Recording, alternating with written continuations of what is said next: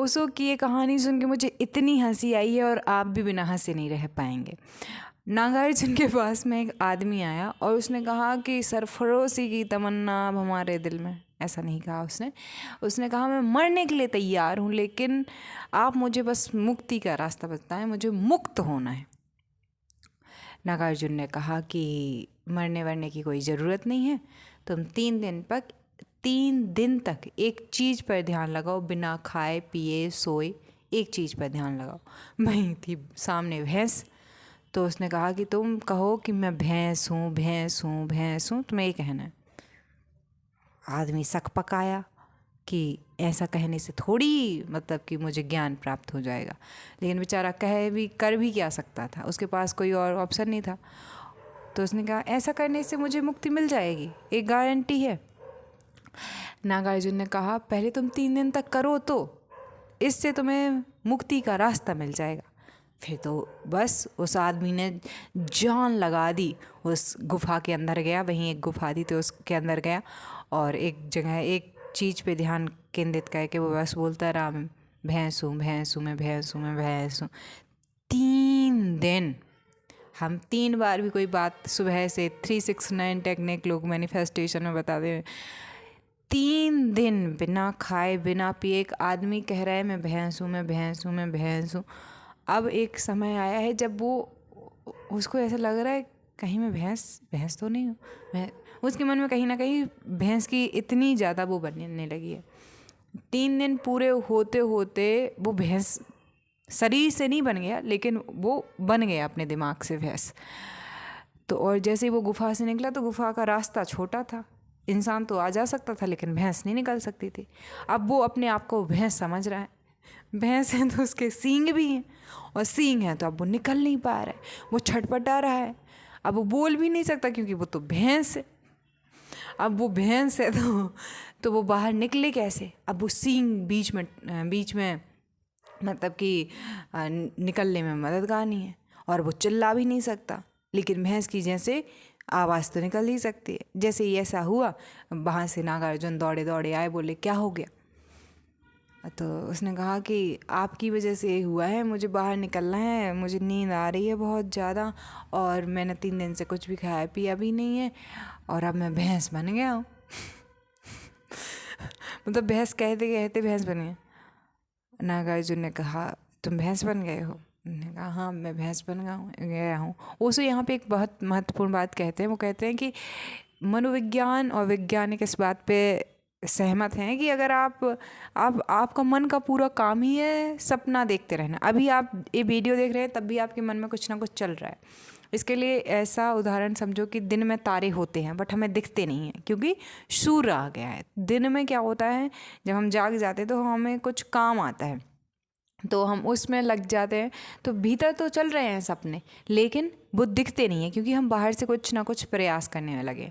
जैसे ही हम रात में सोने को जाते हैं उसके कुछ टाइम बाद सपने आना शुरू हो जाते, फिर जब हम बहुत गहरी नींद में चले जाते हैं सुसुप्ति में तो वहाँ पे नींद नहीं आती है, फिर तुरिया बोला जाता है जब हम साक्षी होकर ये सब देख पाते हैं। तो उसको कहते हैं कि अगर एक व्यक्ति बिना खाए पिए और ऐसा कहता रहे तो वो हो जाएगा, तो जितना भी उसका बनाया हुआ संसार है वो उसका है। उस व्यक्ति को नागार्जुन ने जोर से हिलाया, उस आदमी को समझ आया कि ना तो उसके सिर पे सींग है ना वो भैंस बना है। तो वो व्यक्ति ये कहते हुए आया था ना कि मुझे मुक्त करो मुझे मुक्त करो। उसने उससे पूछा कि मुक्त होना कौन चाहता है ये बताओ। सारी समस्याएं तुम्हारी अपेक्षाएं हैं, तुम्हारी उम्मीदें, तुम्हारी आशाएं हैं। कोई संसार नहीं है, कोई बंधन नहीं है। संसार और बंधन सिर्फ यही है कि तुमने एक सपना बना लिया है। तुमने कहते कहते कि मैं डॉक्टर हूँ, तो अब तुम डॉक्टर हो, तुम इसके आगे देखेंगे बात, तो तुमने सोचा मैं इंसान हूँ, मैं पति हूँ, मैं पत्नी हूँ, मैं ये रिश्ते में हूँ, तो आप उसके वो तुम हो नहीं, लेकिन तुमने अपने आप को बांध लिया है और कोई बंधन नहीं है लेकिन तुमने बांध लिया है और यही जैसे कि उसने कहा था कि मुझे मुक्त होना है, मुक्त होना है। कुछ है ही नहीं तो मुक्त किससे होगे? लेकिन क्योंकि तुम्हें कहीं से सुनने पढ़ने को मिल गया है कि मुक्त होना होता है, तो तुमने मुक्त होना है, मुक्त होना है, इसको ही पकड़ लिया है। तो अब बंधन तो था ही नहीं, कुछ था नहीं, तो तुम मुक्त किससे होगे? लेकिन अब बंधन जरूर है, मुक्त होने का बंधन। तो एक रस्सी है और एक रस्सी से तुम बंधे हुए हो, वो है कि मुझे मुक्त होना है। मुक्त होने के लिए कुछ है ही नहीं। जो भी बनाया है तुमने बनाया है अपने आप को, और वो कभी भी तुम देख सकते हो। कोई संसार, कोई बाज़ार, कोई कुछ है नहीं। तो ओशो से मतलब कि जो बौद्ध धर्म है उस पर बोलते हुए ओशो ने ये सब कुछ कहा था। पूरी की पूरी हिंदी का 119 डिस्कोर्सेस हैं। आप जाके osho.com पे जाके इसको सुन सकते हैं, लिंक डिस्क्रिप्शन में है। इसके साथ में आप खुद भी सर्च करके जा सकते हैं।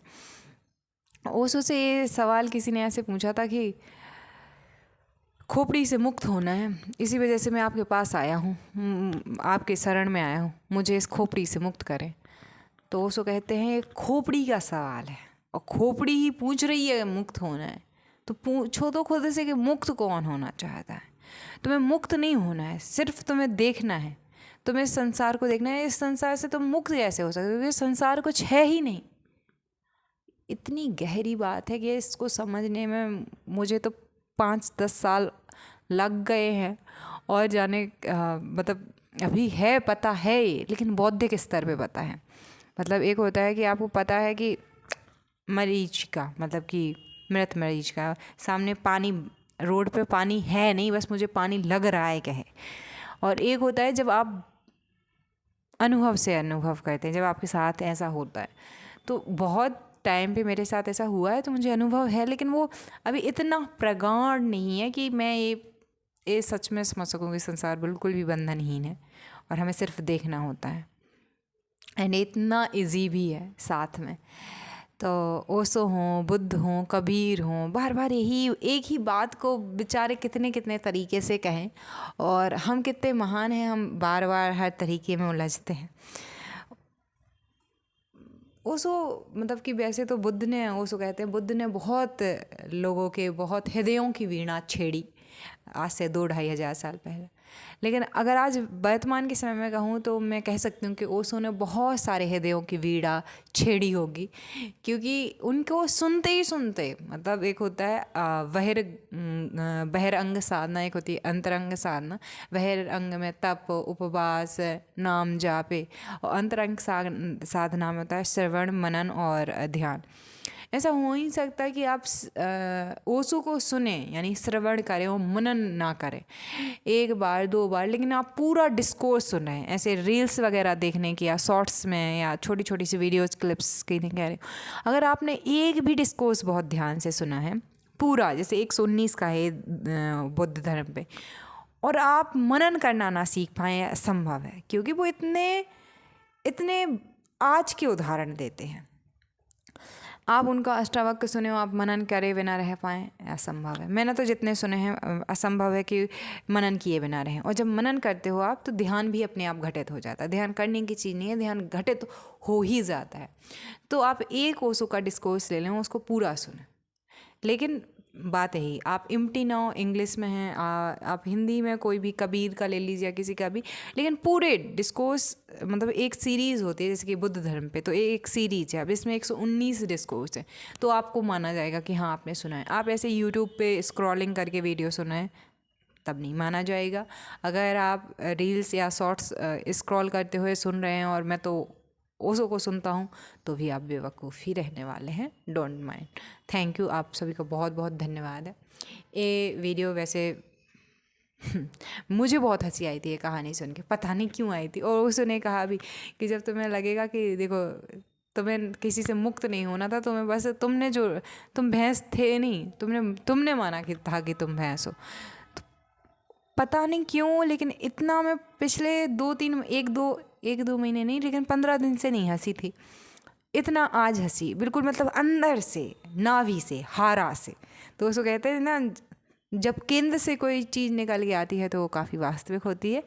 तो अपने वास्तविक स्वरूप को जानने के लिए तत्पर रहें, ध्यान से देखने की बस ज़रूरत है। मुक्त तो आप हैं ही, मुक्त किससे होंगे आप? आपका धन्यवाद।